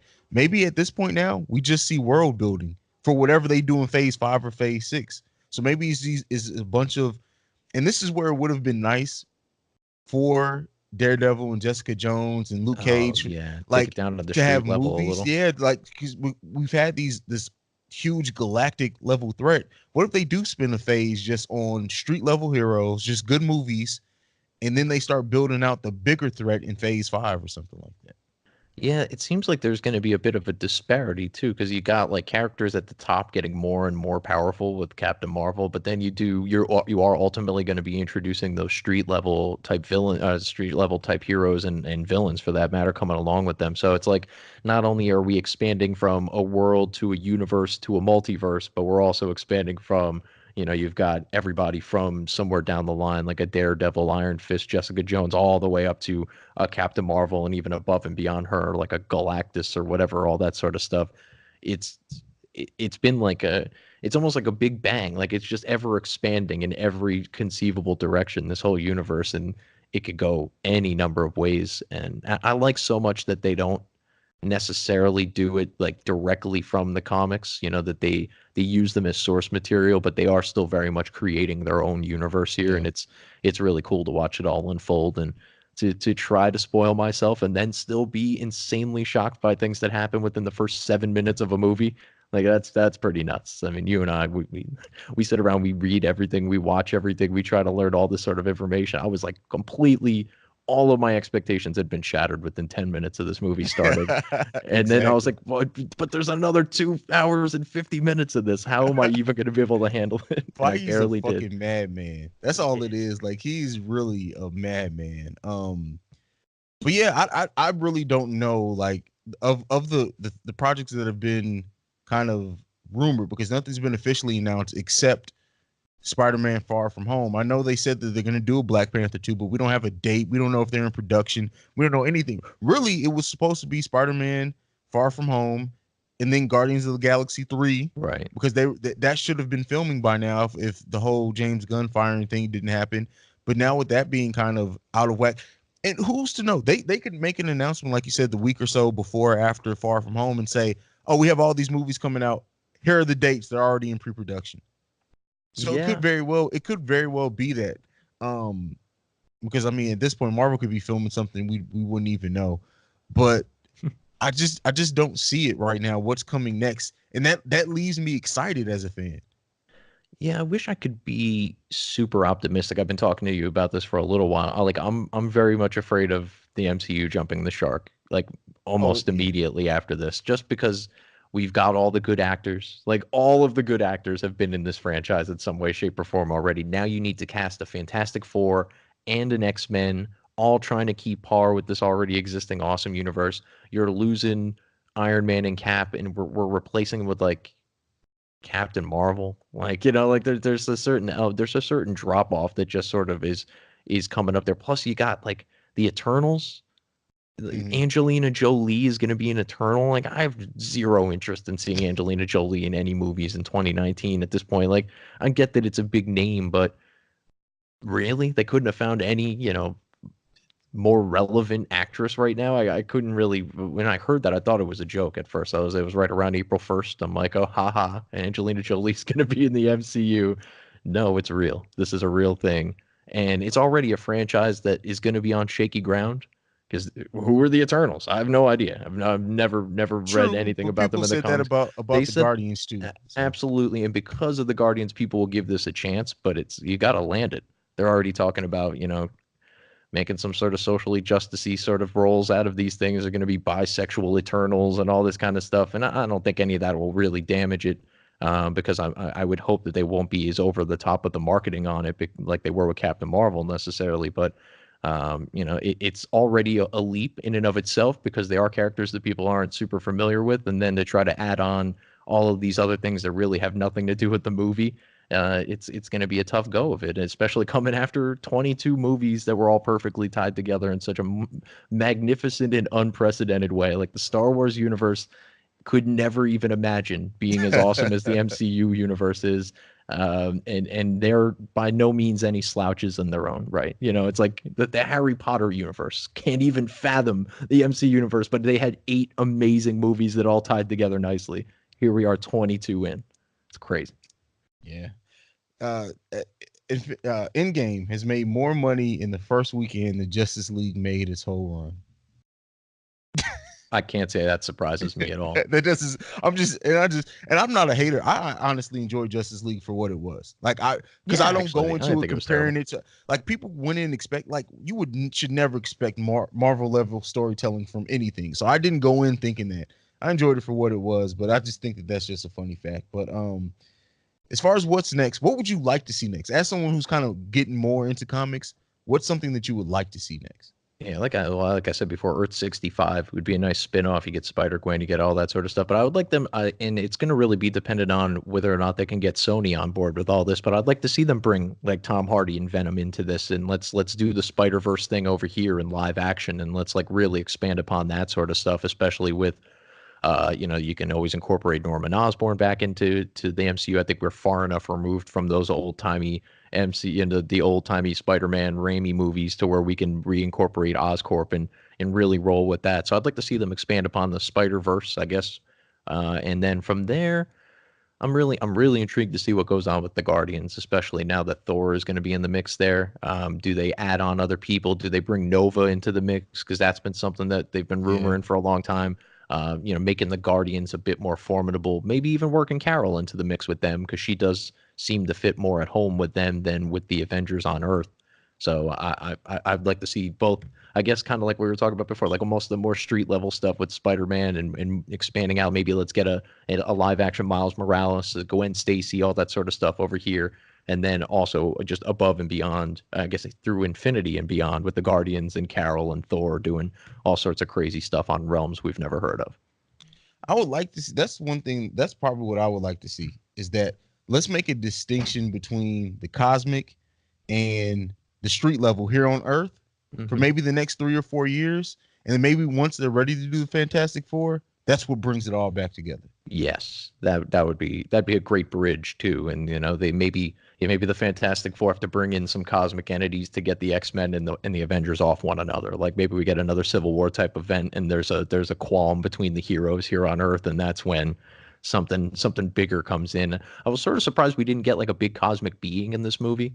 I figured this would be a great opportunity for them to introduce one in eternity, a living tribunal, Yeah, one above all, whatever they wanted to do to bring in, because Thanos, severely altered reality. Let's face yeah, it. I mean, there's really no way of looking at it otherwise. So, if you were going to start bringing those characters in, at least teasing one of them in this movie, I thought would have been a nice bridge. And then maybe you can use that to tie to the Eternals in some way, and that gives people like a connection through the movie universe and a reason to go check that out.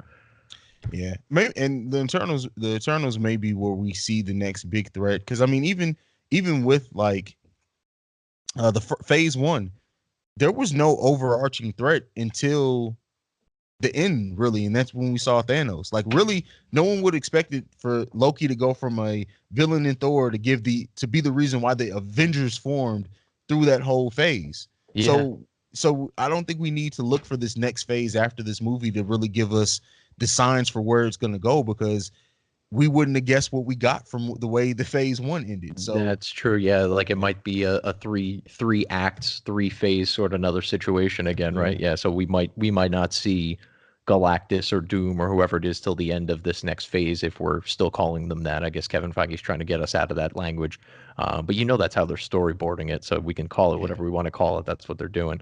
That would be interesting, and that does give them about 5 years, and for them to come up with however they want to do the X-Men and the Fantastic Four and all that kind of stuff. And I'm sure they've been throwing around ideas for a long time in closed door meetings, and now they can finally maybe brainstorm a little bit more out loud about it.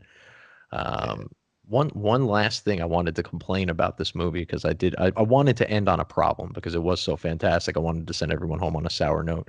In Okay. this in this movie, we got Frigga, we got Alexander Pierce, we got Peggy Carter, we got Jane Foster, Loki, Rumlow, Howard Stark, OG Jarvis, Pym, Hank Pym, Agent Sitwell, Maria Hill, Ned, and the Ancient One, but no Luis. Bump that. Wow, you're right. I you're was right. so He's pissed. He wasn't there. He didn't do the end credit scene where he told the whole story of the first three phases. He didn't get a suit, not even a suit with no powers or minimal powers, just a suit. Like nothing. We got nothing out of Luis. And I was like, this is a perfect. We could have had him interacting with Happy, with Rocket, with any Okoye. Imagine him and Okoye in a conversation and together. see That would that's end. and that's the thing with them staying in this 5 years thing that's gonna be so odd because now when the next Ant-Man movie pops up and like Luis and all the other guys that work at the security firm aren't 5 years older than it, like so they They all should. went away. They Like should all be. And they can make fun of how Paul Rudd doesn't age anyway. So it's like now it's true. doubly unfair. Well, man, this has been fun, Bello. Tell the people where they can find you, man. Anything else you want to say before we go? Yeah, you can find me in the movie theater tomorrow as I'm going for my fifth viewing. IMAX 3D tomorrow. Yeah, I'm gonna. I think this will be the last theater view, except for I like to go see it in the Dolby Digital Surround Sound Theater, which I Okay. haven't had a chance to go see it yet. So that might be my sixth viewing. Yeah, Kevin Feige, I'm $120 deep into this endeavor, so thank you for this movie. And yeah, that's just about it, man. You can find me on Twitter at Bello being Bello for all the lighthearted Marvel wrestling Mets related nonsense going on in my life. And then should you dare enter Thunderdome, you could find me over at Cancel This Pod for all of my extreme and unapologetic right wing political nonsense. You've been killing it on the podcast, by the way. Thank you, man. Yeah, it's Yeah. been so fun, and unfortunately, I had to like cancel an MCU. I had to cancel a viewing of Endgame so I can record this show for people tomorrow. So check it out. Do me a solid. At Cancel This Pod on Twitter and cancel this podcast.podbean.com. Bam. All right, that's it. Let us know your feelings on Endgame. I'll be looking out for you guys on Twitter and all the social media. But as of this right now, that's it for our Endgame review. Peace. Peace.